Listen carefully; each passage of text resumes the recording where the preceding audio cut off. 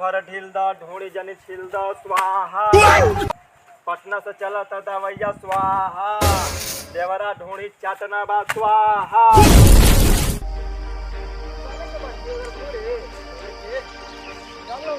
चढ़े बड़ी मजा आवा। आम इतना बड़े बड़े लीजिए, इतना बड़े बड़े आम 2 दिन तोड़ लियो। अरे साला ई पर ना चढ़ भूता पे है।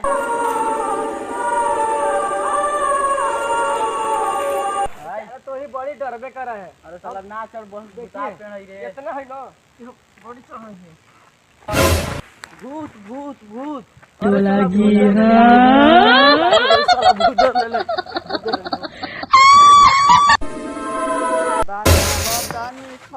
चलू ना जहरीलवा के भूत धर ले है। कैसे का धर ले रे? वो अपने जा रही है के पेड़वा तो गिरल है। चलता चल चल। ना ना हम ना जबू तू जाहू ना। ठीक हो तो हम जा ही आओ का। ठीक हो जा।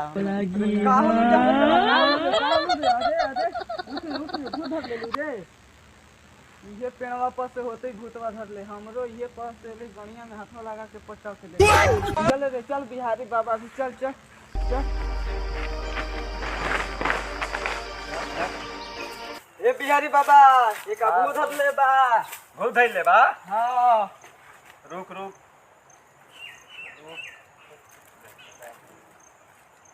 चल जो यहाँ से लड़का के छोड़ के। ना जा। चल जो। ना जाम। का चाहिए बोल? हमरा सोना के सिकड़ी चाहिए। सोना के सिकड़ी तो पहले बानी। हाँ बोल का चीज चाहिए? नकली हवा। नकली बा?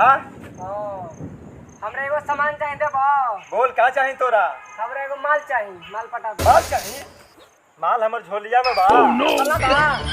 ना जाइबे तू? ना रुक ता। आज भर ढील द ढूंढी जनी छील द स्वाहा। पटना से चला था दवैया स्वाहा, देवरा ढूंढी चाटना बा स्वाहा। ठीक हो गली बाबा। ठीक हो गए? हां कुछ भाई रहे हमरा।